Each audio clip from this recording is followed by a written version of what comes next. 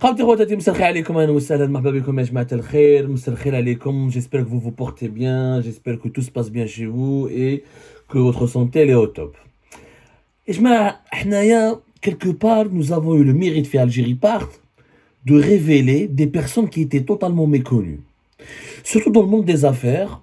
On a toujours malheureusement réduit l'oligarchie en Algérie et le monde des affaires ou là, les relations dangereuses et incestueuses entre l'argent et la politique à juste quelques figures emblématiques et on a pensé qu'il n'y avait que ces figures-là qui causaient problème en Algérie. Je fais référence aux oligarques qui sont déchus, qui ont été emprisonnés par la suite. Ali Haddad, Taha Tahkout, L'Ulmi, Benamor, les Ben Hamadi, à un moment donné, ensuite ils ont été réhabilités. C'est les seuls d'ailleurs qui ont été pratiquement réhabilités. Rabalab qui a fait de la prison, ensuite il a été réhabilité. Or, il n'y a pas que ces gros, qui étaient des gros poissons, certes, et qui étaient à la tête de grosses fortunes. Il y avait des petits joueurs, certes, des joueurs plus petits qu'eux, mais qui ont repris le flambeau et que dans la nouvelle Algérie, je vous prouve Lyon, la nouvelle Algérie n'a rien de différent avec l'ancienne Algérie. Il y a un équivalent à Ali Haddad de l'Algérie de Tebboune, elle a aussi un équivalent de Ali Haddad, elle a l'équivalent de Tahkout, elle a l'équivalent de l'Ulmi, elle a l'équivalent de Rabrab, sauf que ce sont des gens qui sont beaucoup moins riches que l'époque de Bouteflika, parce qu'à l'époque de Bouteflika, les oligarques du régime Bouteflika étaient beaucoup plus riches parce que le pays se portait nettement mieux économiquement, mais il était beaucoup plus ouvert sur le reste du monde, et qu'à l'époque de Tebboune, ce sont des petits oligarques. Voilà, ce ne sont pas des grands oligarques, c'est des oligarques juniors, on va les appeler. Ce sont des oligarques juniors qui sont beaucoup moins riches que les oligarques de l'époque de Bouteflika, mais qui essaient d'avoir la même influence et qui font exactement dans le même mélange du genre, à savoir les relations, les liaisons. Ils développent des liaisons dangereuses avec le pouvoir politique. كاين كمال مولا اللي معروف اللي حكينا عليه. C'est quoi la différence بين كمال مولا وعلي حداد؟ كمال مولا تاع الكريا تاع le Conseil du renouveau économique algérien qui a été créé en 2022, c'est ça. Pourquoi il a été créé? How dare أكثر من علي حداد. يا جماعة الخير le créa Kamel Moula. Il est le seul qui est reçu par Tebboune. Il est le seul qui est. Elle a été créée en 2022. Hein, 2022. Elle est en 2 ans maintenant. Il va fêter sa deuxième année en février 2024. En 2 ans, il a été reçu plusieurs fois par Abdelmajid Tebboune. C'est lui qui a annoncé certaines mesures économiques importantes à la place du gouvernement. C'est lui qui intervient pour changer certaines lois à la place des ministres et à la place du Premier ministre. C'est lui qui est le porte-parole du président. C'est lui quand il organise des événements, Abdelmajid Tebboune et le président de la République et son staff, ils viennent jusqu'à ces événements et s'affichent avec lui. Kamel Moula, le patron des laboratoires Vénus, il est beaucoup moins riche que Ali Haddad. Sa fortune, elle est arbée quelques dizaines d'équivalents de quelques dizaines de millions d'euros. Ali Haddad, au moins, il avait une fortune des actifs de plus de 1 milliard d'euros. C'est vraiment un grand groupe. Pour Sahada Kamel Moula, c'est un petit, mais il a une influence plus importante que celle de Ali Haddad. Elle est par rapport, si on compare entre l'époque de Bouteflika et l'époque de Tebboune. Jamais Bouteflika n'avait invité Ali Haddad à plusieurs fois à la présidence. Jamais ne l'a rencontré directement. Il connaissait Saïd, mais jamais Abdelaziz Bouteflika n'a rencontré Ali Haddad. Jamais Ali Haddad ne s'est substitué au gouvernement pour annoncer le gel de telle loi, l'élaboration de telle loi, ou le développement. Jamais Ali Haddad n'a été sur la même estrade avec le même niveau que le président de la République. C'est du jamais vu. Kamel Moula l'a fait. Mais il n'y a pas que Kamel Moula. Lui, on a dit comme un personnage. C'est un ami à Kamel Moula. Il fait partie du CREA. C'est un certain Abdelhamid Cherfaoui, dont nous étions les seuls à en avoir parlé en Algérie. Puis Algérie Pat, on lui a fait 2 enquêtes. Le 21 juillet 2022, nous avions publié une enquête avec des documents exclusifs intitulée Les bonnes affaires du PDG de Frater Razez, Abdelhamid Cherfaoui en France et en Espagne. Et une autre enquête que nous avons publiée juste après, plutôt le 18 août 2022, enquête exclusive, document, l'autre bonne affaire d'Abdelhamid Cherfaoui, Shafir Ben Badi, c'est Reda Belhanaji en France. هذا واش يكون هذا عبد الحميد شرفاوي؟ هذا عبد الحميد شرفاوي est quelqu'un de totalement méconnu. هذا نعجة تعرفوا الحكاية تاع نعجة تاع التكرون. نعجة هذا في وقت بوتفليقة ما كانش يهدر. Il pouvait même pas يخرج راسه. Il pouvait même pas sortir sa tête de sa propre voiture. Mais باش يعني il a créé un groupe على كل حال respectable, un groupe dans le 1990 il a créé un groupe dans le La pharma, Frater Nazer, c'est connu, c'est une société la BSBA, sincèrement, un groupe la BSB. Il pèse, selon nos informations, jusqu'à 50 milliards de dinars. C'est-à-dire c'est l'équivalent d'une trentaine, 37 jusqu'à 40 millions d'euros de chiffre d'affaires. C'est quelqu'un d'un méconnu, totalement inconnu au bataillon. On est comme les seuls, les seuls, les seuls qui l'ont révélé, qui ont révélé son nom, ou là, qui ont parlé de lui, c'est nous. Voilà, 2 enquêtes dans lesquelles nous avions mis en valeur l'importance de ces acquisitions de biens à l'étranger. Parce que, rappelez-vous, en 2022, on a consacré une série d'enquêtes sur les hommes d'affaires algériens que personne ne connaît et qui étaient membres du FCE de Ali Haddad, mais comme ils n'étaient pas aussi riches, ni aussi influents, ni aussi connus qu'Ali Haddad, Tahkout, l'Ulmi, Benam, Mourabrab et les autres, le pouvoir algérien ne s'est jamais intéressé à eux. Et pourtant, ils avaient transféré beaucoup d'argent depuis l'Algérie pour acquérir des biens et se constituer des patrimoines assez importants. Ada Abdelhamid Cherfaoui, il était proche de l'ancien ministre de l'Industrie pharmaceutique, Ben Bahmed, il a créé le groupe Théoada Fraterna Razès en février 1992. On a dévoilé par exemple comment il a créé en France une société qui s'appelait Laboratoire Biotech. On a expliqué comment il a aussi créé une société immobilière appelée la SCI BAC, qui a dans la rue de Monceau quand même, dans l'un des arrondissements les plus chics de Paris, le 8e arrondissement, si je ne me trompe pas, la rue Monceau. On a sorti tous ces biens en France, en Espagne, comment il a fait, la société, combien d'argent elle gagne. C'est pas des centaines de millions d'euros, c'est entre 6, 10, 12. C'est quelqu'un quand même il a pu assembler un patrimoine d'une valeur d'une vingtaine de millions d'euros à l'étranger, notamment en France et en Espagne. C'est quand même de l'argent pour qui lui a permis d'acquérir plusieurs biens immobiliers dans le 16e arrondissement, dans le 18e arrondissement, à côté des Champs-Élysées. Il a ensuite créé Abdelhamid Cherfaoui, il a créé d'autres sociétés dans la Pharmatech. On a parlé de Biotech. Donc, il a fait plusieurs opérations à l'étranger, des opérations assez importantes, y compris en Espagne. En Espagne, par exemple, il a créé une société qui lui a permis en 2007 d'avoir plus de 2,5 millions d'euros de chiffre d'affaires. Ça s'appelle la société Gelfort. راح نديرو لكم عليه، هنا هضرنا عليه franchement. يعني l'enquête d'Algérie Part, elle était détaillée. Voilà ce qu'il a en Espagne, voilà ce qu'il a en France. Monsieur Cherfaoui, النعجة هذه دارت قرون وعلاش؟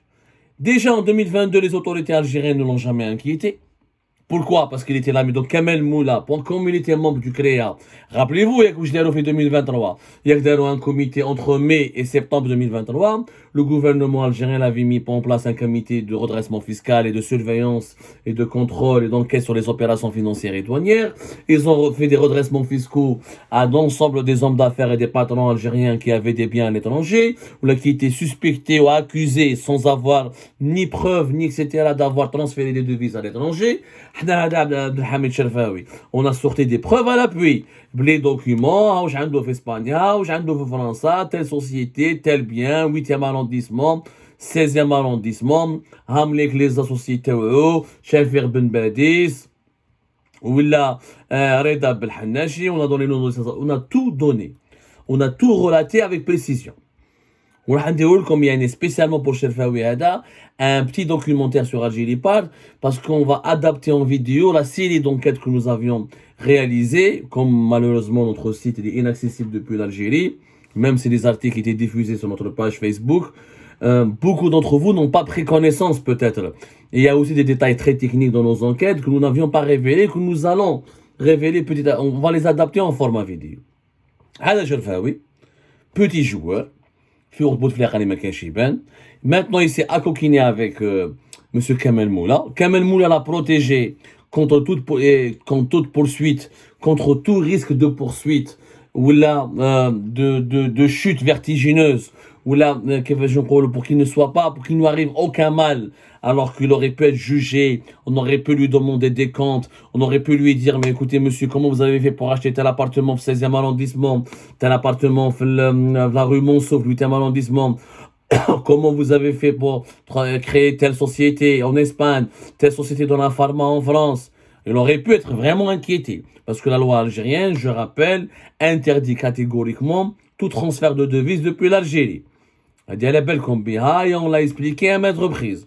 Au Khonel comme la loi algérienne, même si pour moi je ne suis pas d'accord avec l'esprit de cette loi, mais la loi existe. Pourquoi l'avoir appliquée uniquement sur Haddad et Tahkout et le Ulmi? On les a accusés d'avoir transféré des millions d'euros à l'étranger, que c'était des voleurs, etc. Alors que je rappelle que d'autres hommes d'affaires, d'autres businessmen, peut-être plus petits, peut-être beaucoup moins, beaucoup moins connus, ont transféré certes peut-être des sommes beaucoup moins importantes, mais avaient commis les mêmes infractions et les mêmes torts. Sauf que ceux-là n'ont pas connu le triste sort des Ali Haddad, des Tahkout, des Ulmi et des autres. Nous sommes clairement face à un traitement à deux vitesses. Au contraire, puisque le groupe de Kamel Moula, qui étaient d'ailleurs eux-mêmes membres du FCE et ils étaient membres du groupe d'Ali Haddad, ils étaient même les amis d'Ali Haddad, ont été épargnés parce qu'ils sont utilisés actuellement par le régime algérien. Et bien aujourd'hui, par exemple, Abdelhamid Sherfaoui, nous avons découvert au cours de notre enquête Algérie Part qu'il a attribué une villa à quelques personnes qui prétendent préparer la campagne électorale du deuxième mandat de Abdelmajid Tebboune. داروا un groupe, راحوا شافوه, داروا عليه pression, عطالهم une villa, وعطالهم deux versements. Il leur a déjà donné deux sommes d'argent, 20 millions de dinars, ensuite 9 millions de dinars, d'après les enquêtes que nous avions pu mener. Donc ça fait 29 millions de dinars en tout, plus un siège, une villa, qui leur a été dédiée à 4 personnages. منهم هذاك امين بيلازوك. هذا امين بيلازوك يا جماعه الخير والله العظيم c'est un phénomène. C'est un phénomène unique au monde. هذا امين بيلازوك n'a rien à voir avec la politique, n'a rien à voir avec les médias. C'est un médecin qui a raté ses études ou qui a raté sa vocation de médecin, ou parmi les lobbyistes aujourd'hui les plus influents du pays. هذا امين بيلازوك يروح الحياة تي في، يروح كان في البر تي في، ويلي باسكو il est ami avec مع اسمه مع بالقايم هذاك le conseiller responsable, l'un des responsables de la service de communication de la présidence de la République. Enfin, il n'est plus dans le service de communication, on lui a donné une mission, chargé de mission au niveau de la présidence. يخدم مع حمادة شاميرو, le secrétaire particulier de Tebboune, qui est un ancien journaliste في الجزائرية وفي الجزائر نيوز Et des gens boussata, jamais on aurait cru que ces gens-là vont devenir des lobbyistes ou là des personnalités influentes parce qu'ils n'avaient pas de bagages ni de poids, ils n'ont pas d'atout particulier à faire valoir. هذا من بيرازوك شوفوا كيفاش ولا l'un des membres, il prétend être l'un des membres les plus proches du clan Tebboune, l'une des personnalités qui a la confiance du président Tebboune, de ses enfants et de son entourage, ويهضر باسم le clan Tebboune, هو اللي راح جاب دراهم من عند هذا عبد الحميد شرفاوي pour préparer sur les réseaux sociaux et dans les médias la campagne du deuxième mandat. De من عنده 29 millions de dinars, plus une villa à Alger. Ils ont pris 4 personnes, avec des 4 personnes, des petits soldats complètement inconnus au bataillon, pour commencer à intoxiquer l'opinion publique pour faire la promotion du deuxième mandat. Libre à eux. Franchement, moi je ne suis pas contre le principe qu'ils fassent la promotion du deuxième mandat. Vous voulez soutenir Tebboune pour le deuxième mandat, puis net comme. Je n'ai pas compris.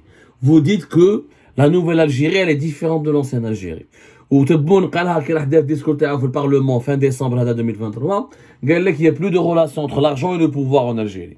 Et bien là maintenant la nouvelle Algérie elle est propre et que la politique en Algérie elle est menée en ce moment sans l'influence de l'argent.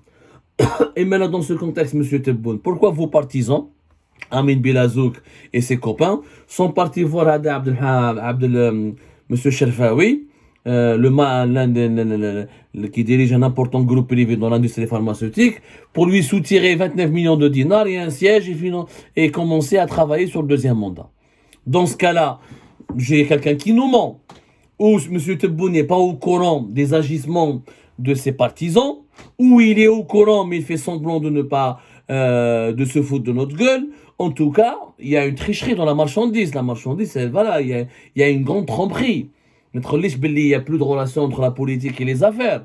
Hada Abdelhamid Cherfaoui, qui a déjà commis des infractions de transfert illicite de devises, d'acquisition et en toute illégalité de biens immobiliers, de biens et d'actifs financiers à l'étranger, et de même peut-être qu'il a surfacturé au niveau de ses importations de la matière première pour constituer une fortune à l'étranger. Oui, Rohdoka, il se permet de financer des activités politiques. يعني واش لا ديفيرونس بين l'Algérie تاع بوتفليقه والألجيري تاع تبون. Alors, Abdelhamid Cherfaoui, il est en train de faire ce que Ali Haddad, ce que Tahkout, ce que peut-être Benamor ou ce que les autres oligarques déchus avaient fait. C'est la même chose. Exactement la même chose. Donc, le jour où le système Tebboune va partir, les Amin Belazouk, les Abdelhamid Cherfaoui et les autres vont se retrouver dans le collimateur et dans le viseur parce qu'ils avaient utilisé l'argent pour influencer l'opinion publique, pour influencer les affaires politiques du pays, et on va se retrouver à dire le même discours. Ah là, les relations incestueuses, la corruption politique, la relation incestueuse entre l'argent et le pouvoir, et la politique, et la pourriture, et la corruption de l'opinion publique. Rien dans les mêmes pratiques. Rien dans les mêmes pratiques. Franchement, si Abdelhamid Cherfaoui veut soutenir le président de la République, il n'a qu'à faire un don au moment où monsieur le président de la République, M. Tebboune, va manifester officiellement sa volonté de faire le deuxième mandat. Et le don doit être tracé, déclaré aux autorités, et la personne qui est dans ce don doit être identifiée. Bessah, aller donner de l'argent à un faux médecin qui est faux journaliste en même temps, et qui prétend être l'ami du fils du président et l'ami de l'un des conseillers les plus proches du président, et qui prend dans une villa cachée, dans un quartier à Alger, à financer sur les réseaux sociaux des campagnes ou des contenus, de la pub, pour promouvoir le deuxième mandat. C'est malsain. Ça ne se passe pas comme ça. C'est complètement malsain. Il y a dire un QG de campagne, que Tebboune se déclare candidat, et s'il se déclare candidat, il doit accepter par ricochet qu'il y ait d'autres candidats contre lui, que chacun établisse un QG de campagne, et que chacun montre au monde, montre au pays, voilà mes troupes, voilà mes équipes de campagne. De la promotion sur les réseaux sociaux, distribuer des tracts, pas avec l'argent des hommes d'affaires. Pas avec l'argent des hommes d'affaires impliqués dans des infractions économiques et financières. ما تديروناش كيما علي حداد ولا تقولوا لنا l'Algérie, la nouvelle Algérie, elle est différente. Est-ce que si un autre candidat opposant à Abdelmajid Tebboune aurait été financé directement par un homme d'affaires, comment réagirait le pouvoir? Est-ce qu'il le laissera faire? Est-ce qu'on va laisser Rabra, par exemple, financer un autre candidat? On a vu Ali Rderi ما حبوش يخرجوه parce que خافوا انه ربراب يعاود il va le financer comme il a essayé de le faire en 2019 pour que Ali Rderi soit candidat aux élections présidentielles 2024. Où le clan Tebboune avait peur que Ali Rderi, en sortant de prison, il va essayer de perturber ou de branler leur agenda et de jouer le trouble fait pour les élections présidentielles 2024. Donc, il y a des règles applicables à tout le monde, où il n'y a pas de règles qui sont applicables à tout le monde, là ça devient la jungle, et c'est un abus de pouvoir, et là on ne peut pas parler d'élections libres et indépendantes et de compétition loyale. En plus, quand les gens parlent à ce Abdelhamid Cherfaoui et les membres du CREA, on ne veut pas faire de la politique, nous on est des opérateurs économiques, on ne veut pas être comme les Ali Haddad et les autres. Ben, vous êtes comme les autres. Je suis désolé. Quand il y a quelqu'un qui est médiatisé et qui se fait passer pour l'ami, un acteur du clan Tebboune, alors que c'est qu'un médecin, Amin Belazouk, mais il n'a aucune connaissance, ni aucun rôle politique important, mais il n'est même pas membre d'un parti ou la malabélige, mais qu'il y a les médias, ou lobbyiste, il y a des téléphone tao. Un jour il était l'ami du général Bouazza, un autre jour il était l'ami du patron de la police Ben Cheikh, un autre jour il était l'ami de je ne sais pas qui. Voilà, au gré des vents. Il change de veste à l'évolution de la situation politique et des rapports de force au sein du régime algérien. Un opportuniste, comme il y en a des millions. Des opportunistes en Algérie, il y en a des millions. Parce que nous sommes dans un pays où personne ne travaille. Tout le monde veut avoir de l'argent et de l'influence qu'avec du blabla. J'appelle moi ça le syndrome du crocodile. Ils ont tous des grosses gueules et des petites mains. يجي واحد كيما من بلازو كيدي دراهم على مسيو الشرفاوي باش يديروا la promotion du deuxième mandat. Comme ça, c'est immoral. C'est tout simplement immoral. Et ça prouve que l'Algérie n'a pas changé. Et qu'elle ne changera pas tant que nous n'avons pas adopté de nouvelles mœurs politiques.